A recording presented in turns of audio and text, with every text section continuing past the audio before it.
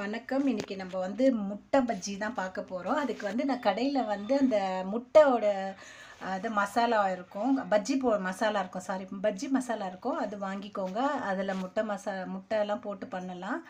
அந்த அதை வந்து நான் ஒரு பேட்டர் ரெடி பண்ணோம் இல்லையா, அதுக்கு ஒரு பேஷனில் வந்து எவ்வளோ நமக்கு தேவையோ அந்த அளவுக்கு நான் வந்து பவுட்ரு போட்டுக்கிட்டேன். பவுட்ரு போட்டுட்டு கரைக்கிறதுக்கு முன்னாடி ஒரு கடாயில் எண்ணெய் ஊற்றி நான் காய வச்சுருக்கேன். ஸ்லோ ஃப்ளேமில் வச்சுருக்கேன் நான் காயட்டோன்னு. இது இந்த மாதிரி ஒரு நல்ல பதம் வரணும் நமக்கு.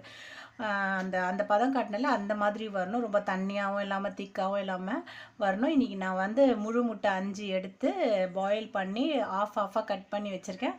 அதுக்கப்புறம் எண்ணெய் சூடாயிடுச்சா பாருங்கள். ஆயிடுச்சுன்னா எடுத்து ஒன் பை ஒன்னாக இதில் போடுங்க. இதில் போட்டவுடனே ரொம்ப ஸ்லோ ஃப்ளேமில் வச்சுக்கோங்க. ஹை ஃப்ளேமில் வேணாம்.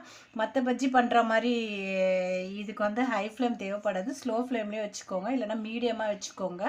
இந்த மாதிரி நான் போட்டு பொரித்து எடுத்திருக்கேன். எனக்கு சப்ஸ்கிரைப் பண்ண மறந்துடாதீங்க. சப்ஸ்கிரைப் பண்ணுங்க. முட்டை பஜ்ஜி ரெடி.